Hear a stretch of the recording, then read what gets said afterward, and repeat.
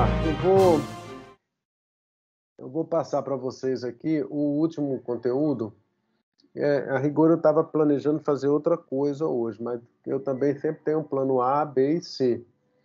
Para a gente, de acordo com a dinâmica da turma, eu vou fazendo aí as adaptações.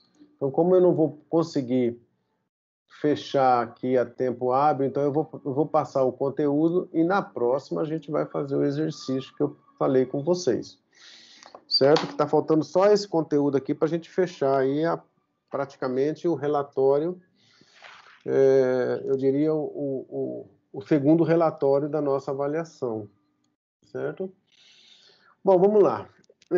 Qual é o último conteúdo aí que eu vou cobrar de vocês para fechar essa primeira parte do trabalho? É o capítulo 10, chamado multicolinearidade, né?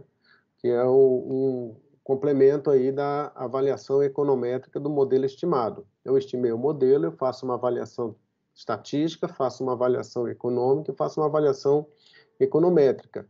E não necessariamente tem que ser nessa ordem. Eu faço as três avaliações praticamente simultâneas. Eu olho o sinal do parâmetro para saber se está de acordo com a teoria, eu olho a magnitude para saber se está previsto em teoria, eu olho o teste de T de student para saber se o parâmetro é significativo, eu olho o coeficiente de determinação, o R2, para saber se ele está compatível com o que a gente espera, do grau de ajuste, olho o teste de F para ver se existe, se o modelo existe, então eu faço meio que no conjunto. E um dos problemas mais sérios aí, nesse método de estimação, que é o método de mínimos quadrados ordinários, é a violação das hipóteses de partida, né? Aquelas hipóteses, aquelas premissas. Então, a gente deve se preocupar muito com essas violações dos pressupostos. Então, a gente já tratou de heterossedacidade e nós já tratamos de autocorrelação. Tanto a heterossedacidade quanto a autocorrelação, elas trazem impactos, né? A violação dessas hipóteses trazem impacto na propriedade estatística desejável do parâmetro estimado. Então, eu estimei o parâmetro, se eu violar essas duas premissas, eu vou estar com problemas na fidedignidade do parâmetro estimado. E também tem a normalidade, que também tem uma prerrogativa. Eu até falei com vocês em determinado momento em aulas anteriores, que eu ia cobrar de vocês, para vocês olharem lá o capítulo 4 e saber exatamente por que eu preciso de normalidade nos resíduos da minha estimação, né? Então, quando eu for fazer inferência estatística da minha amostra para a minha população, eu não tenho como elaborar essa inferência se eu não tiver normalidade dos resíduos. Então, isso é uma coisa importante para a gente depois praticar. E, por fim, vem a questão da multicolinearidade, que eu coloquei, que é um indicador mais tranquilo, ele não causa impactos tão violentos nas nossas propriedades, mas eu preciso entender como que ele funciona e qual é o prejuízo se você trabalhar com um modelo que tem multicolinearidade, sobretudo alta. Ok? Onde é que está esse assunto, né? Está na página 206 da seção 7.1, né? Porque essa hipótese ela não está lá nas hipóteses do modelo linear simples, ela está no modelo linear, modelo múltiplo, modelo linear múltiplo, porque eu vou fazer um teste de colinearidade das variáveis explicativas, das variáveis independentes, né? Então, eu preciso que tenha pelo menos duas variáveis explicativas. Quando eu trabalho com um modelo com uma variável explicativa, não tem teste de colinearidade, não tem teste de multicolinearidade. Então, eu só vou ter isso a partir da seção 7. Né? Lá na seção 7, a regressão linear múltipla, e aí é que aparece essa hipótese para complementar as hipóteses anteriores. Certo? Então, a não colinearidade não existe relação linear exata entre quaisquer das variáveis independentes do modelo. Né? Então, o que a gente tem? A correlação entre uma variável x e a variável j, ou seja, rx e rxj, x como uma variável explicativa i e uma variável explicativa j, né? A correlação tem que ser diferente de mais ou menos 1. Se for exatamente eu vou ter um problema sério na minha matriz de estimação do parâmetro. Agora, se for alto, eu posso tolerar, né, a correlação entre duas variáveis explicativas, mas eu tenho que trabalhar isso para saber até que ponto isso pode me atingir aí na minha análise do meu modelo. Bom, e quem gosta de estatística, matemática, de essas coisas, isso aqui é como se eu estivesse calculando o posto de uma matriz. O que é o cálculo do posto de uma matriz? Eu tenho lá uma matriz com uma coluna, matriz 3×3, eu não posso ter nenhuma combinação linear entre as colunas, certo? Então, a primeira coluna com a segunda coluna, com a terceira coluna, não pode ter combinação linear, tem que ser completamente independente. Então, calcular o posto de uma matriz é verificar a independência dessas colunas, porque se elas não forem independentes, né, se elas dependerem uma da outra, ou seja, a segunda coluna é 2 vezes a primeira, aí eu vou ter um problema, porque eu não consigo calcular o determinante daquela matriz, e aí vai ter um problema que eu não consigo calcular a inversa da matriz. Então, aí eu preciso calcular isso aqui justamente para verificar se há independência entre as variáveis explicativas. Bom, a multicolonialidade é justamente a violação desse pressuposto. Quem primeiro tratou e quem deu esse nome de multicolonialidade foi Ragnar Frisch, em 1934, num trabalho seminal dele de análise econométrica, e esse economista, esse autor, ganhou o Prêmio Nobel em Economia em 1969. Então, nós estamos falando de uma técnica que premiou aí um economista por um Nobel em 1969. Então, não é algo assim para vocês deixarem de fora. Bom, lá na seção 10.1, né, e agora nós voltamos lá para a seção 10.1, né,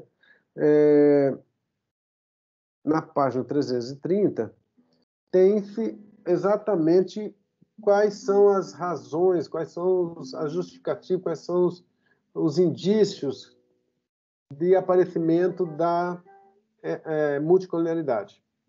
Primeira coisa, amostra pequena. Segunda coisa, erro de especificação. Certo? Então, são os dois fatores que podem levar à multicolonialidade. Quando a amostra é muito pequena, ou seja, eu trabalho com amostra com 15 observações somente, isso é uma amostra pequena. 20 observações é uma amostra pequena. 200, não, é uma amostra grande. Certo?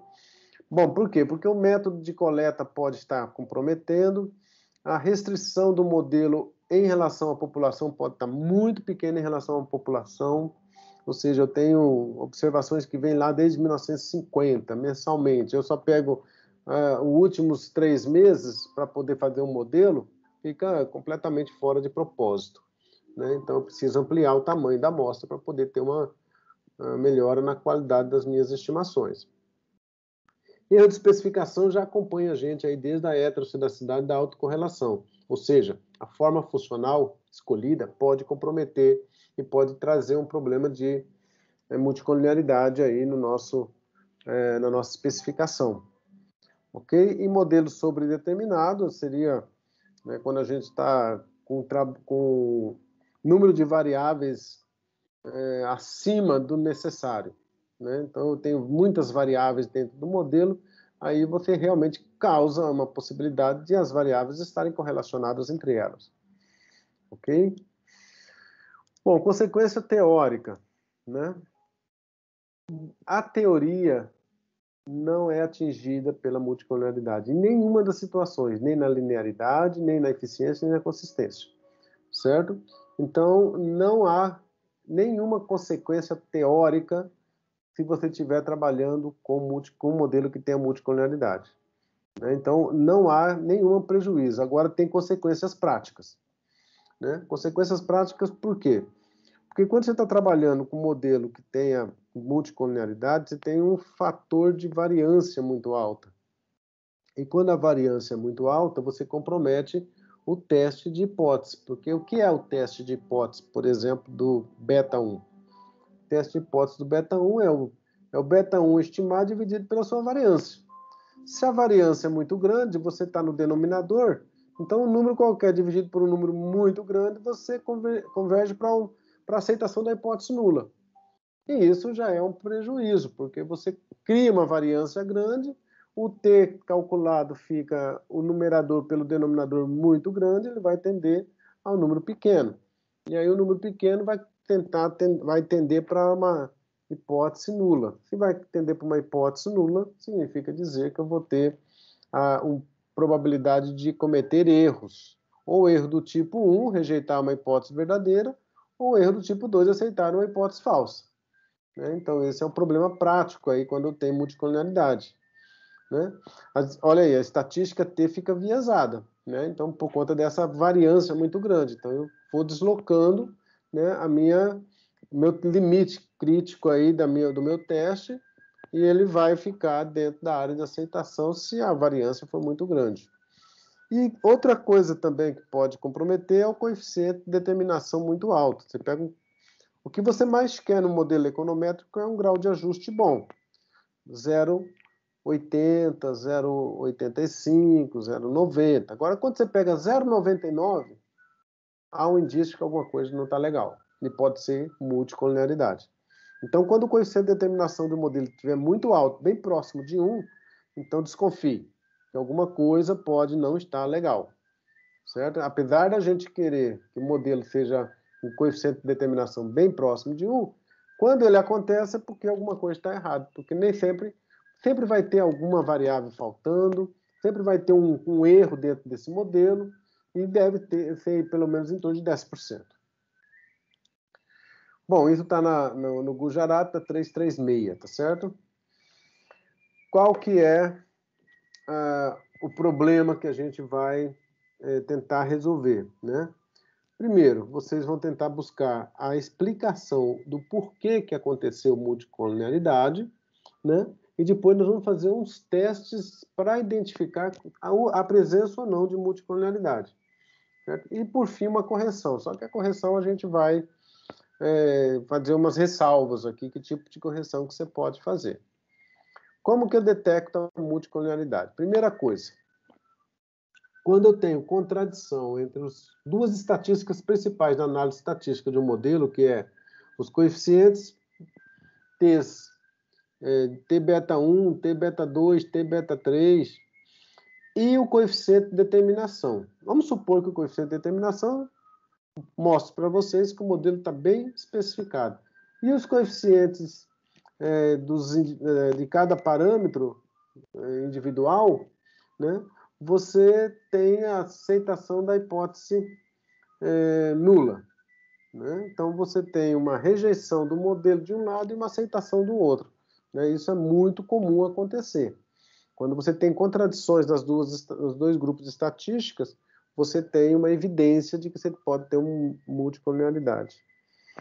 Bom, você pode detectar também, além da contradição estatística, das principais estatísticas do modelo, você pode também ter uma matriz de correlação parcial, ou seja, as variáveis explicativas, você faz um coeficiente de correlação e vai tentar mensurar qual é o grau de força entre uma variável e outra. É uma forma de identificar.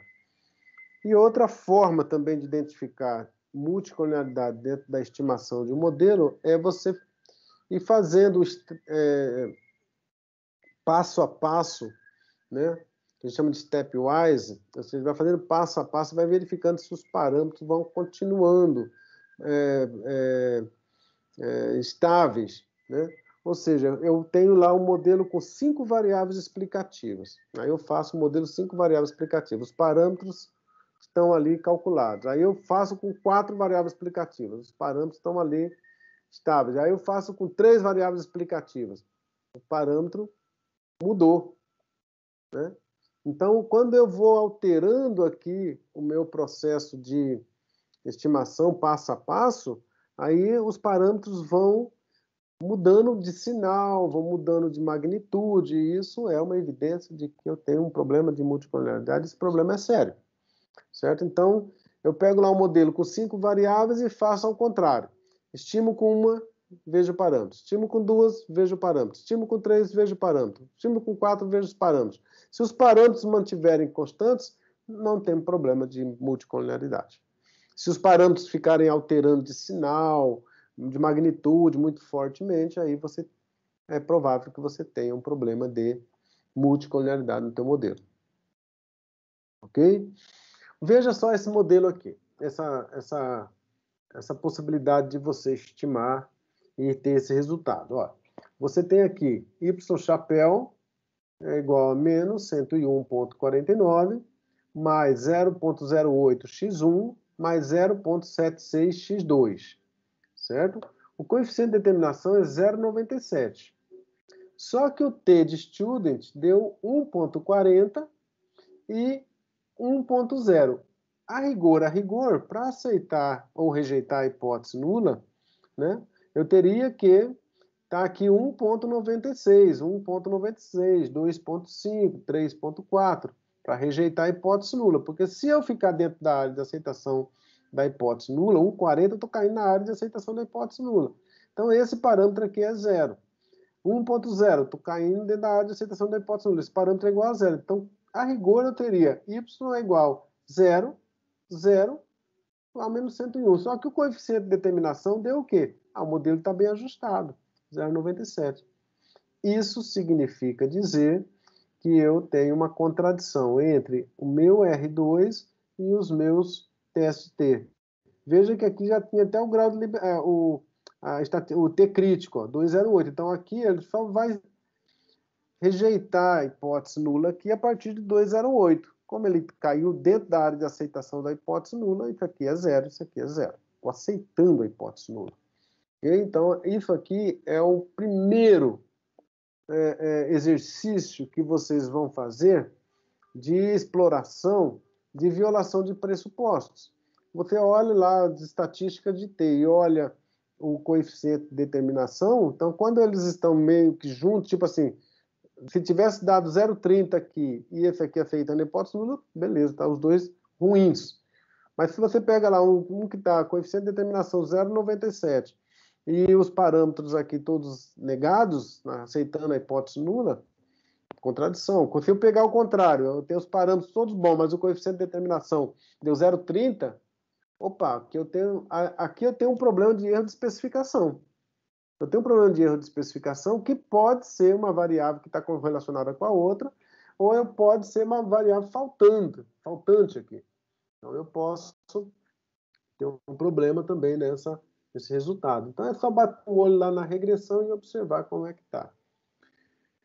Bom, veja como que a gente vai calcular a presença de multicolonialidade.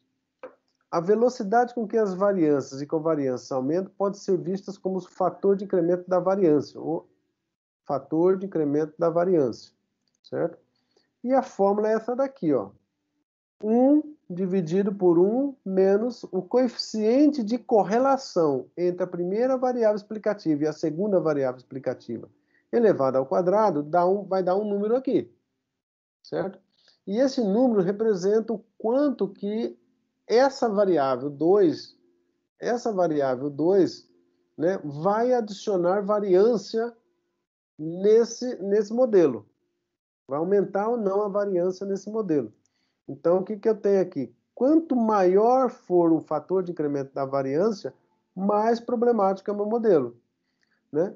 Lá no Gujarati, lá na página 337 da seção 10.5 e na página 348 da seção 10.7, ele explica exatamente o quê? Que o fator de incremento da variância, se ele for maior que 10, eu vou estar com problema, certo?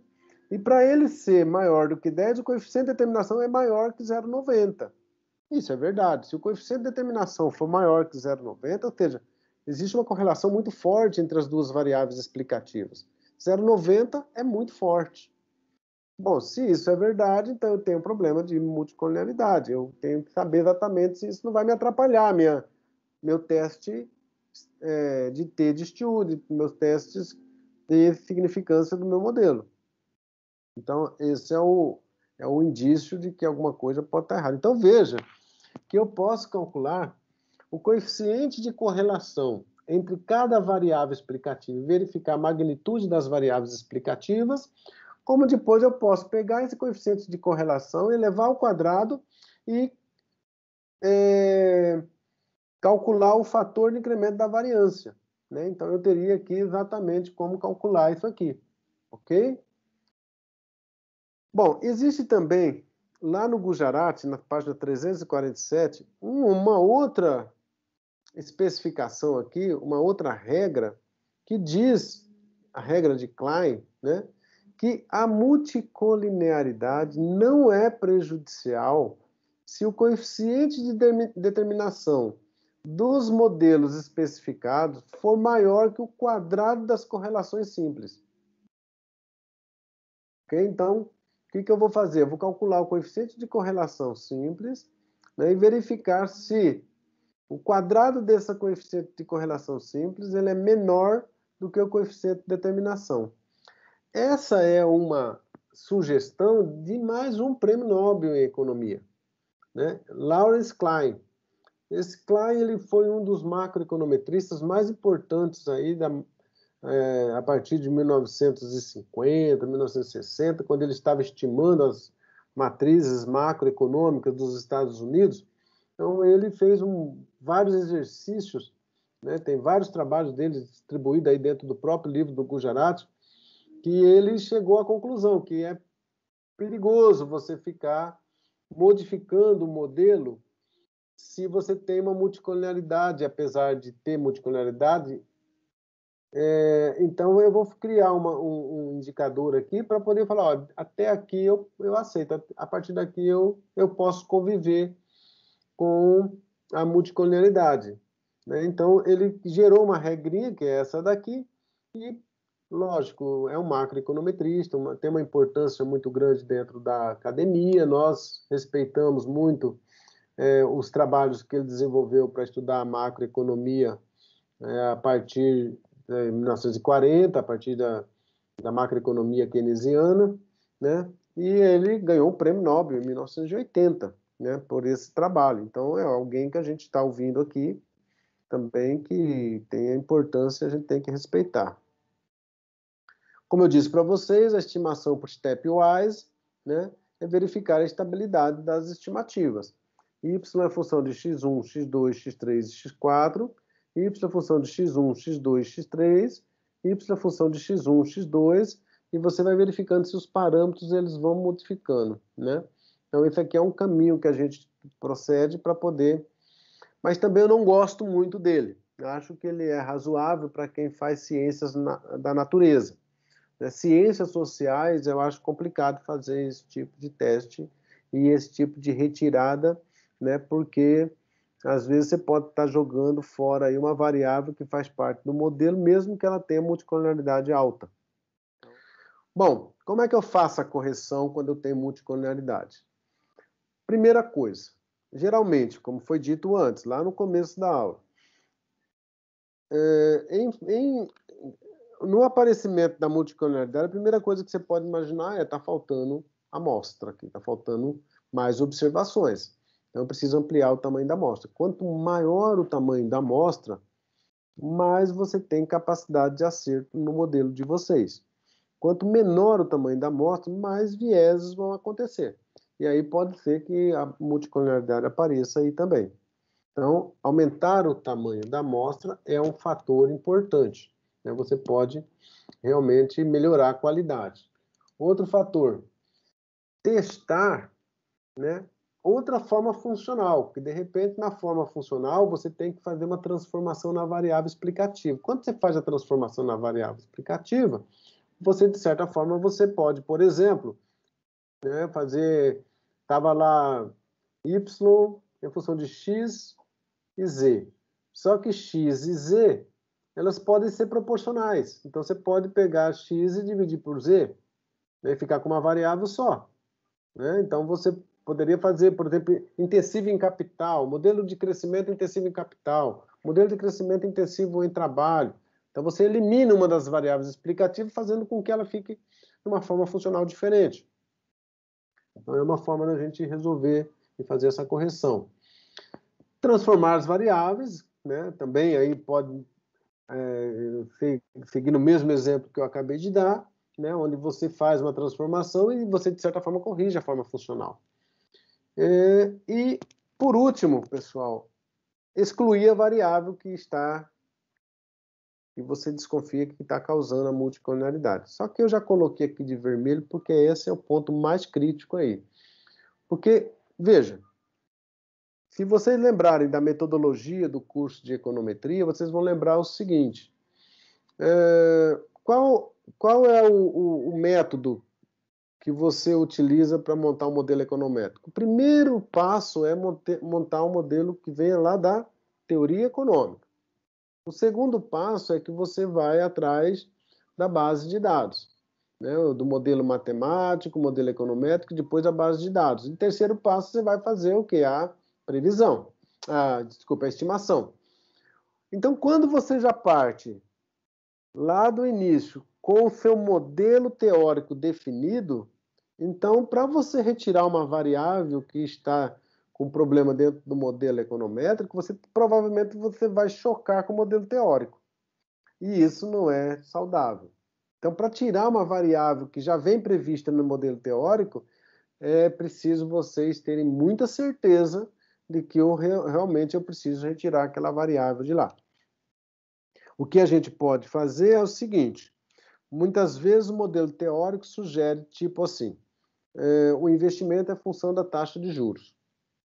O modelo teórico é muito fácil. Você coloca a taxa de juros lá no quadro, faz os gráficos desenvolverem para lá e para cá, e desloca a curva de oferta, desloca a curva de demanda, a taxa de juros está fazendo com que aquilo desloque. Aí, quando você passa esse trabalho para o econometrista fala: mas que taxa de juros é essa? É a taxa de juros longo prazo? É a CDI? É a taxa de juros de financiamento dos bancos? É a taxa... Que taxa de juros é essa? Da onde vem essa taxa de juros e qual é o tamanho dessa taxa de juros? Então, a teoria fala em taxa de juros. Mas a gente aqui em econometria, a gente tem que definir qual é a taxa de juros. Então, antes de tirar aquela variável, excluir aquela variável do modelo, tentar calcular uma variável instrumental, calcular uma variável proxy, procurar uma variável proxy, para que você possa manter a teoria econômica, mas não repetir aquela variável. Que às vezes você pode trocar a variável, ao invés de imaginar que o investimento é função da taxa de juros Selic, é mais fácil você imaginar que é a taxa de juros de longo prazo do BNDES. Né? Então, o BNDES pode estar dando uma taxa de juros incentivada para os empresários, com uma taxa de juros bem menor que a taxa de juros Selic, por exemplo. Então, aí você pode testar, manter a taxa de juros e testar. Então, veja que aqui não é fácil você excluir uma variável, já que você parte do pressuposto que o modelo econométrico vem de uma teoria econômica. E quando a teoria econômica prevê que aquelas variáveis são importantes, eu não vou questionar a teoria econômica, certo? Eu vou questionar o meu modelo, vou questionar a minha base de dados, vou questionar a minha forma de estimar o modelo, meu método de estimar o modelo, mas eu não vou questionar a teoria econômica. Né? A teoria econômica só pode ser questionada mesmo quando você estiver numa fase do tipo doutorado, pós-doutorado. E você já tiver pelo menos uns 20 anos estudando aquela variável. Aí você pode questionar se a teoria econômica tem espaço para isso. Caso contrário, é mais fácil eu admitir a hipótese que eu estou errando no meu modelo econométrico. E isso é um pouco de sabedoria de vocês, sabe? Porque vocês vão, daqui a pouco, ficarem tentados a dizer que a teoria econômica não se aplica porque não dá certo, porque aqui é um povo diferente. Não é bem por aí. Né? A gente deve pensar primeiro que a teoria econômica ela é verdadeira, a teoria econômica ela já foi testada, e com certeza já foi testada, inclusive aqui, né? Com vários outros experimentos, é só fazer uma pesquisa, e aí depois que vocês passarem por todas as fases aí de exercício, tipo graduação, especialização, mestrado 2, doutorado, pós-doutorado, aí sim a gente pode parar e falar: olha, o modelo está errado. O modelo está errado. O modelo não se adapta. Porque aí você já tem o que a gente chama de ciência. Né? Ou seja, a ciência é comprovações, é testes, é experimentos, é ficar o tempo todo repetindo para ver se aquela coisa funciona. Não simplesmente saiu um artigo e isso é ciência. Não, o artigo ele já tá entrando no espaço científico para ser questionado mesmo. E ele vai ser questionado, vai ser combatido, vai ser discutido, vai ser refutado, vai ser corroborado, para a partir daí ele se tornar algo que, por exemplo, quando vocês falam numa função de produção, vocês já falam Y é função de capital e trabalho. Certo? Vocês já sabem que capital e trabalho tem que fazer parte da função de produção. Por quê? Porque já foi corroborado inúmeras vezes a respeito disso. Já foi testado inúmeras vezes. Ninguém vai ter uma produção se não tiver capital e trabalho. Certo? Então, o que a gente tem agora que discutir é qual é a proporção de capital e trabalho na minha função de produção. Então, isso é você fazer ciência, você está sempre testando, sempre confirmando, sempre, né, trabalhando.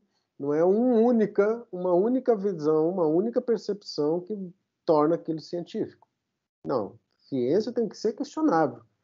Caso contrário, nós estaríamos dentro de uma igreja, né? Que a igreja, assim, você lá tem seus dogmas, aquilo é respeitado, vem lá de um concílio, vem lá de uma reunião geral, aí ali tem uma opinião da igreja, ali tem uma opinião daquela organização.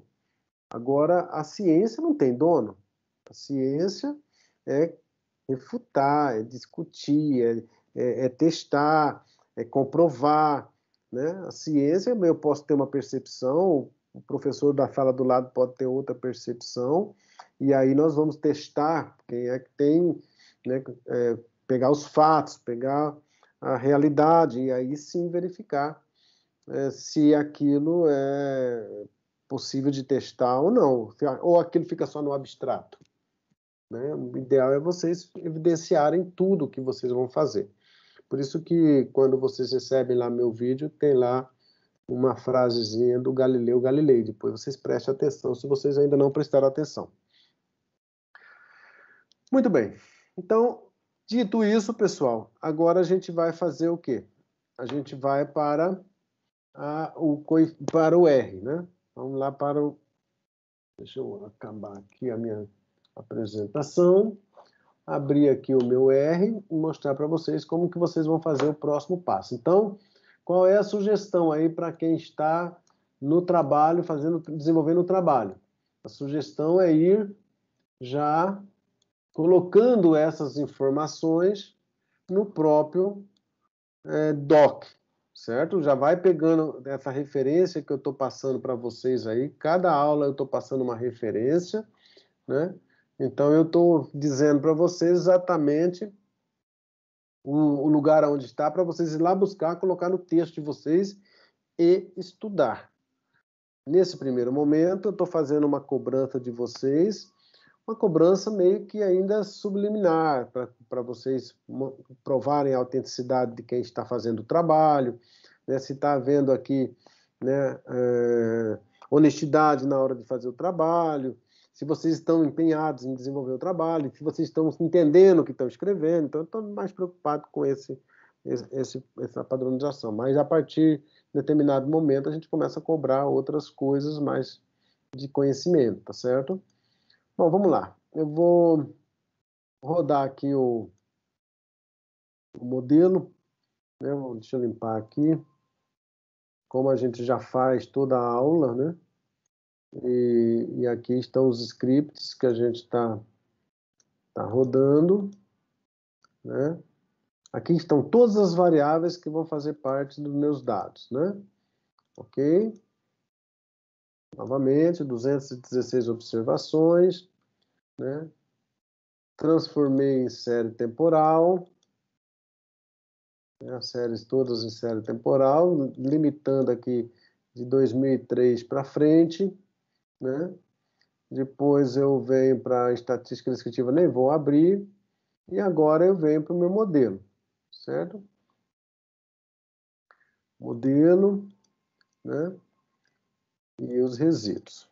Pronto, tá tudo direitinho, do jeito que a gente já tinha calculado lá atrás.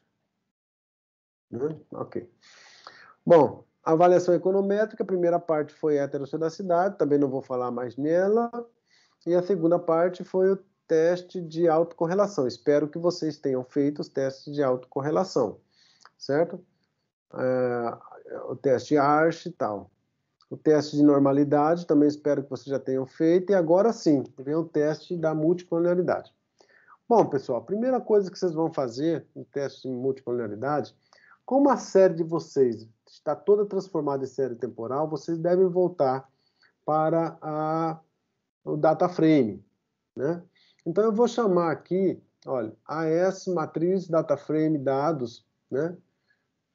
Toda a série está em data frame, ó. Fazendo isso eu estou transformando em data frame. Por quê? Porque esse comando aqui de correlação dá todas as variáveis. Vou até abrir aqui para vocês verem com mais nitidez, né? Ó, ela sai a matriz de correlação aqui de todas as variáveis que estão fazendo parte dos meus dados. Olha lá. Então, quando eu transformo em data frame, eu volto para a possibilidade de usar essa correlação dos dados. Ele vai soltar aqueles cálculos dos dados. Olha lá. Selic com IPCA, coeficiente de correlação 0,74. Selic com a expectativa, coeficiente de correlação 0,61. Selic com a meta, negativo. Ó. Selic aumenta, a meta diminui. Ou a meta aumenta, a Selic diminui. Né? Então, aqui é uma correlação negativa. IPCA, né? Com a Selic. Desvio com a Selic. Então, aqui tem todas as variáveis que fazem parte aí. Então, tem os coeficientes de correlação de todas as variáveis. A diagonal principal é 1, né, que é a variância, que é a correlação entre Selic com Selic, IPCA com IPCA. Então, e aqui, como é simétrica, a parte de cima está, né, toda a parte de cima, essa primeira coluna aqui. Então, é uma matriz diagonal, né, simétrica, em que você tem a parte aqui de correlação, IPCA com expectativa, está aqui, ó. Então, eu tenho todos os coeficientes de correlação calculado aqui. Mas eu não quero calcular para todas as variáveis, eu quero calcular para o modelo, né? Então, aqui é quando eu estou fazendo aquela primeira exploração, observando as correlações entre as variáveis, como é que está o PIB com o desvio, o PIB com o PIB real, tem que ser alto, né? O hiato com o desvio, para ver como é que está. Então, estou olhando aqui de forma geral. Quando eu for para as variáveis do modelo, eu tenho que fazer uma mudança aqui, pessoal. Eu vou fazer o seguinte, eu vou fazer assim, ó. Eu vou chamar dados 2, diferente dos dados 0, né? Dados 2, cbind, e vou chamar só as variáveis que me interessam para fazer o teste. Selic, desvio e hiato, certo? Então, executei ali, né? Aí eu vou fazer o quê? Vou dar names aqui, ó. Selic, desvio e hiato. Vou fazer aqui aquilo que eu já tinha feito lá atrás, de dados 2. E vou transformar isso que estava aqui em names, eu vou transformar agora dados 2A, que é o objeto que eu estou criando aqui, pode ser qualquer nome, mas aqui eu vou transformar em data frame novamente, certo? Selic, desvio e hiato. Então, vou transformar em data frame, né? Transformei em data frame, agora eu só tenho as variáveis que vão fazer parte do meu modelo. Olha lá. As variáveis que vão fazer parte do meu modelo. Selic, desvio e hiato. E aí eu vou aplicar o que eu tinha acabado de fazer aqui, só que agora para dados 2A, ou seja, para uma matriz menor. A matriz só com as variáveis que me interessam, né? E vou calcular a correlação, olha lá. A matriz de correlação ficou só Selic com desvio, Selic com hiato. Desvio com hiato, pronto. Tá, só essas três, ó. Desvio com hiato, Selic com hiato, Selic com desvio. Certo? A rigor, a minha preocupação maior aqui é verificar se Selic e hiato tem, desvio e hiato tem correlação. Ó. Porque a variável dependente pelas variáveis explicativas tem que ter correlação forte.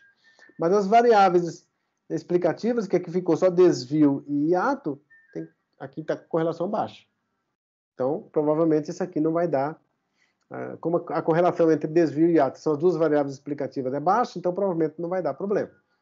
Bom, aí eu vou para a segunda parte do teste, né? Eu vou estimar aqui o modelo Taylor, né? summary, como eu já tinha feito, né? E vou agora, para calcular o fator de incremento da variância de acordo com a literatura, eu vou vir aqui para esse pacote aqui, ó. F-A-R-A-W-A-Y. Library Farway, né? E aí, fator de incremento da variância, Taylor, desse modelo que eu já estimei aqui em cima. Então, olha lá. O fator de incremento da variância, como aqui eu tenho variáveis defasadas, então as variáveis defasadas não causam problemas porque elas são realmente combinadas. Mas o desvio aqui, ó, e o hiato, né, que são as variáveis explicativas, então elas estão contribuindo aqui com o fator de incremento da variância abaixo de 10, ó. 1,66, 1,03. Então, o incremento da variância é abaixo de 10. Se o incremento da variância é abaixo de 10, eu não tenho problema de multicolonialidade. E isso já estava explicado pela própria correlação aqui, ó. Correlação 0,10. Se a correlação fosse 90, isso aqui poderia estar próximo de 10. Ok? E o segundo passo aqui é o teste de Klein, né? O teste de Klein, vocês vão precisar calcular aqui, ó. Vamos precisar do pacote MC-Test, certo? Library MC-Test, né? Então, esse daqui, eu vou até ampliar aqui, pessoal, para vocês anotarem aí com mais calma. Né? Ó, teste de fator de incremento da variância, Farway, e aqui o teste de Klein, MC-Test. Então, eu chamo o pacote, primeiro vocês instalam aí, depois vocês façam a requisição dele dentro do R. E aí vocês vão fazer assim, ó, IMC diagnóstico Taylor, porque o Taylor é a regressão que eu fiz aqui, certo? Aí ele vai sair exatamente esse punhado de informação aqui, ó, né? Olha lá, certo? Todas as variáveis, todos os resultados para o diagnóstico da multicolonialidade.